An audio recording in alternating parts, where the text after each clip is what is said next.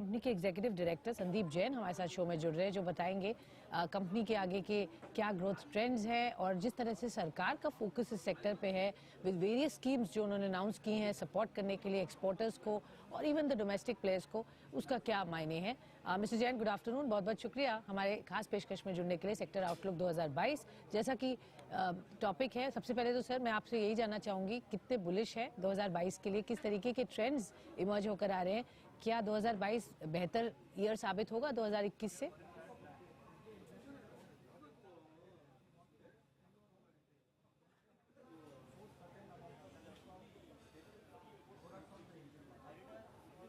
Sir अगर आप मुझे सुन सकते हैं एक बार हमारे दर्शकों को आप फिर से बताइए। आई थिंक आपका हेलो या good afternoon to all the viewers. Good afternoon जी। तो जैसा कि आपने कहा है कि the 2022 this has been one of the best year for Monte Carlo so far. उसके मैं दो तीन रीजंस बताना चाहूँगा। पहला रीजन तो ये है कि जैसे ही हम कोविड से थोड़ा सा बाहर आए हैं, वैक्सीनेशन की स्पीड बढ़ी है, उससे कंजप्शन और स्पेंडिंग भी इंक्रीज हुई है, जिस कारण ये सेल्स रिटेल्स ब्रांड्स की बढ़ रही है। और सेकंड, जो हमारा मेन फोकस वेडिंग सीजन पे था, वो एक अर्ली स्टार्ट था, उसमें बहुत अच्छा रिस्पॉन्स है। और थर्डली, विंटर भी ऑन टाइम है। सो ये सारे फैक्टर्स मोंटे कार्लो के लिए बहुत अच्छे हैं। और हमने जैसा कि पहले भी कहा था कि साल के शुरू में जब हमने गाइडेंस दी थी, हमने तब अपनी गाइडेंस दी थी 20 to 25% of growth over the last financial year. और बाद में हमने लेटेस्ट कॉन्फ्रेंस कॉल में we have revised that guidance to 25 to 30%। तो इससे आप अंदाजा लगा सकते हैं कि कितना बुलिश हैं हम 2022 ईयर के ऊपर एज कंपेयर टू 2021। ओके तो ऑलरेडी एक बढ़िया ईयर गया और उसके बाद भी आप कह रहे हैं कि ग्रोथ बेटर होके आएगी और आपने रिवाइज भी की guidance on a positive side जो आप बता रहे हैं, तो डिमांड बहुत स्ट्रांग है। आपने ये बात तो सर क्लियर हो गई। कैपेक्स लाइनअप अगले 2 साल के लिए सर, ऑफ कोर्स डिमांड के लिए आपको इंश्योर करना है कि आपकी सप्लाई भी यहाँ इंटैक्ट रहे, तो और कैसे एक्सपैंड करेंगे इस ग्रोथ को कैप्चर करने के लिए, तो कैपेक्स प्लान्स क्या होंगे अगले 2 साल के लिए, उसके लिए कैसे गियर अप कर रहे हैं? देखिए, अगले 2 साल के कैपेक्स अभी हमने अपनी कॉन्फ्रेंस कॉल में भी अनाउंस किया था, बोर्ड मीटिंग में भी अनाउंस किया था कि हम एक पीएलआई स्कीम में भी जा रहे हैं गवर्नमेंट की, विच इज होम टेक्सटाइल्स। हमने एक नई कंपनी बनाई है, Monte Carlo home textile limited. तो हमारा 2 साल का कैपेक्स अप्रोक्सीमेटली 200 करोड़ के करीब रहेगा, क्योंकि हम एक नई सब्सिडरी के जरिए एक रक्स का और एक मिल्क ब्लैंकेट फैब्रिक का प्लांट लगाने जा रहे हैं मध्य प्रदेश में। तो और वो एक बिजनेस ऐसा है जिसपे हमारा शुरू से फोकस रहा है। ऑलरेडी हम मिल्क ब्लैंकेट्स कर रहे हैं और मुझे लगता है कि ये बिजनेस जो नया शुरू करने जा रहे हैं मैन्युफैक्चरिंग लाइन में, जिसमें रक्स एक्सपोर्ट भी है, आगे आने वाले 5-6 सालों में एक बहुत अच्छा बिजनेस एस्टेब्लिश हो जाएगा। ओके मिस्टर जैन, ये बिजनेस एक नया बिजनेस आप सेटअप कर रहे हैं इन द सेंस दैट आप उसमें ग्रोथ प्रोस्पेक्ट्स देख रहे हैं, कंपनी भी आपने बना ली। किड्स वेयर भी एक एरिया था, जब हमने लास्ट टाइम बात की थी तब आपने कहा था वो भी आपके फोकस में है और वो भी अच्छा ग्रो कर रहा है, तो वहाँ पर क्या प्लान्स है और किस तरीके की इन्वेस्टमेंट्स उस डायरेक्शन में होंगी? किड्स वेयर में does not require any expenditure on capital front because it's completely a outsourcing model. तो उसमें the company is doing very well. अगर हम देखें तो लास्ट ईयर भी हमने ग्रोथ की थी 30-35%, और इस साल भी उससे ज़्यादा ग्रोथ की हम उम्मीद कर रहे हैं, बिकॉज अभी काफ़ी टाइम पड़ा है अब ईयर एंड होने में। तो किड्स एक अच्छा सेगमेंट है, और जिसमें कि अगर हम देखें कि पिछले 6-7 साल से हमने शुरू किया था ये किड्स वियर, तो मेरा ख्याल है कि नेक्स्ट ईयर हम इसको अराउंड 90 to 100 करोड़ टच कर लेंगे।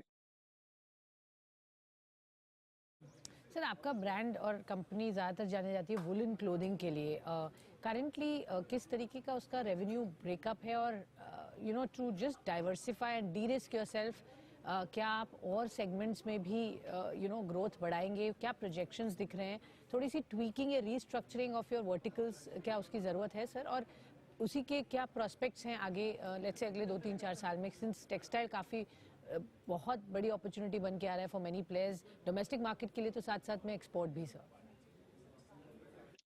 देखिए, I think because of the continuous focusing on the summer products, on the home furnishing line and on other categories like clock and decor and other categories. So company is de-risking its model on dependence on the woolens. अगर हम देखेंगे कि जो woollen contribution एक time पे हमारी third quarter की almost 70% रहती थी, तो I think this year this contribution will fall to around 50% of the overall revenues. तो बाकी 50% बाकी 3 क्वार्टर से आएगा, जिससे पता चलता है कि हमारी जो एक्सेप्टेबिलिटी समर वियर में है वो बढ़ रही है हर साल, और ग्रोथ भी काफी अच्छी हमें कॉटन कॉटन कैटेगरीज में अपनी टी शर्ट शर्ट्स ट्रैक सब में देखने को मिल रही है। तो ये एक बहुत अच्छा मैं समझूंगा कि अभी ये साल भी चल रहा है, और सेकेंडली जो ग्रोथ हमें समर वियर में मिल रही है उसके कारण एक डी रिस्किंग भी हो रही है वुलन बिजनेस से, अगर ओवरऑल मोंटे कार्लो के रेवेन्यूज देखें हम तो। ओके ओके, तो रेवेन्यू में भी आपने कहा 50% से नीचे वुलन का आ जाएगा, तो समर क्लोथिंग यहाँ पर एक अच्छा अट्रैक्शन और अच्छी ग्रोथ दिखा रहा है, और ये कंपनी की डायरेक्शन भी है in terms of plans for going ahead. Sir, मैं आपसे जानना चाहूँगी, ऑनलाइन सेल्स यहाँ पर भी एक अच्छा शूटअप देखा गया है आपके भी कंपनी में, and across the board I think because of Covid वो उसको एक पुश भी मिला। क्या आगे आपके प्लान्स रहेंगे for your stores, standalone stores versus online sales, इस वक्त कितना कंट्रीब्यूट करती है और आगे क्या प्रोजेक्शंस है? देखिए, कोविड जैसे शुरू हुआ था तो online sales has been a big plus for us, और ऑनलाइन सेल्स लास्ट ईयर हमारी ग्रो की थी वैल्यू टर्म्स में 50%, और इवन इस साल भी हमारी उम्मीद है कि online sale will grow by 50%, and it will be approximately 6% of our revenues if we see the overall revenues in Monte Carlo. और जहां तक स्टैंड अलोन स्टोर्स की बात है, वो भी हमने गाइडेंस दी थी कि 20 से 25 स्टोर हम खोलेंगे इस साल, which is approximately 2 stores every month. So we are just working on that guidance, and इस साल भी हमारे उम्मीद करता हूँ शायद 21 या 22 स्टोर खुल चुके हैं, और 25 स्टोर का टारगेट हमारा पूरा हो जाएगा। तो दोनों फ्रंट्स में कंपनी बहुत अच्छा कर रही है, ऑनलाइन सेल्स में भी और स्टैंड अलोन स्टोर्स में भी। राइट सर, आपने 25-30% की ग्रोथ प्रोजेक्शंस तो दिए हैं, बट अगर मैं top line bottom line margins इस पर एक बार आपकी व्यू जानना चाहूँगी, और ऑल्सो कोई अपॉर्चुनिटी जहाँ आपको लगता है कोई ब्रांड एक्विजिशन कर सकते हैं, कुछ कंपनी ले सकते हैं, बिकॉज टेक्सटाइल में जैसा हम समझ रहे हैं बहुत एक्शन है, और आप भी एक न्यू चार्ट और स्ट्रैटेजी बना रहे हैं of not just being on in woollen space but beyond that home furnishing पर भी आपने बात की है, होम टेक्सटाइल रादर। तो आपके क्या कुछ M&A प्लान्स होंगे, या ये आप ऑर्गेनिकली ही ग्रो करेंगे, और साथ में सर मार्जिन्स को कैसे प्रोटेक्ट करते हुए आगे बढ़ेंगे, प्रॉफिटेबिलिटी की क्या गाइडेंस देंगे? देखिए, हमने अभी भी कॉन्फ्रेंस कॉल में कहा था कि हम मार्जिन्स अपने मेंटेन करेंगे, जो हमारे 2018-2019 के मार्जिन्स थे अराउंड 19% एबिटा। तो इवन हमारी ग्रोथ अच्छी भी हो रही है, उसके बावजूद हम मार्जिन मेंटेन करेंगे, और इसमें इम्प्रूवमेंट के भी चांसेस हैं। और जहां तक कैपेक्स की बात मैंने पहले भी कही थी, नई कंपनी एक्विजिशन नहीं, लेकिन हम ऑर्गेनिक ग्रोथ की तरफ जा रहे हैं, जिसमें कि we are putting up a plant at Madhya Pradesh for home textiles रक्सन मिंक ब्लैंकेट्स।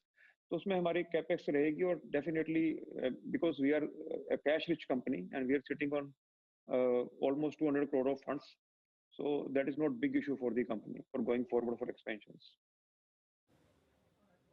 ओके, तो ऑर्गेनिक रूट ही लेंगे एक्सपेंशन का, और कैश भी है, सो कोई दिक्कत वहाँ नहीं आ रही है। क्विकली सर, इनपुट कॉस्ट जिस तरह से बढ़े पिछले कुछ दिनों में, कॉटन प्राइसेस ऑफ कोर्स बहुत ज़बरदस्त शूट हुई थी, बट थोड़ा सा वहाँ पे कूल ऑफ हुआ है, which is a breather, but किस तरह से देखते हैं इनपुट कॉस्ट प्रेशर्स को, कैसे मिटिगेट करेंगे? सरकार से कुछ एक्सपेक्टेशन है? बजट में आप क्या उम्मीद रख रहे हैं, सरकार क्या करे इस सेक्टर को और ग्रोथ की तरफ बढ़ाने के लिए? क्या उम्मीद रखे जाए, और कोई टैक्सेशन में चेंजेस की उम्मीद रख रहे हैं सर? देखिए, इनपुट कॉस्ट का चैलेंज रहा है, मतलब कॉटन के प्राइसेस बहुत ज़्यादा बढ़े हैं, तो हमें भी समर में अपने increase around around 18 to 19% prices हमें इंक्रीज करने पड़े because of high cotton prices. But fortunately we have been lucky enough to pass on all the prices to the retailers, and they have accepted it also, and beside that we have grown over even after increasing our prices in the volume, अगर volume की बात करें तो हाँ, taxation अगर कम होती है तो definitely it's a very big boost for the industry. जैसे कि अभी कॉटन प्रोडक्ट्स पे इन्होंने 5 से 12 कर दी है, पहले 5% थी बिलो 1000 रुपीज। तो I would request the government if the GST can be at the middle rate which is around 8%, so that will be a big plus for the textile and apparel industry. Of course अभी GST तो recommendation गए भी हैं sir, 5 से 12% की बात की है वो इनपुट टैक्स क्रेडिट की जो एक एनॉमली है वो हटाने के लिए, आपका उस पर क्या व्यू है सर? आप क्या चाहते हैं? क्या रेट पर यहाँ पे फाइनल रिकमेंडेशंस एक्सेप्ट हों? I would suggest it should be a single rate, whether it is 8% or 5%, whatever government thinks. But it's a basic need of any consumer, the textile products, और रोटी कपड़ा मकान जैसे बोलते हैं. So GST should not be at a higher rate as it's a commonly used item. So it should be around 5% or 8%, but a single rate. There should not be two rates in clothing. Okay, all right. बहुत बहुत शुक्रिया sir हमारे साथ जुड़ने के लिए, quick snapshot देने के लिए सेक्टर के बारे में और आपकी कंपनी के आगे क्या प्लान्स हैं। तो काफ़ी बुलिश यहाँ पर क्यूज दिख रहे हैं। बहुत बहुत शुक्रिया मिस्टर जैन।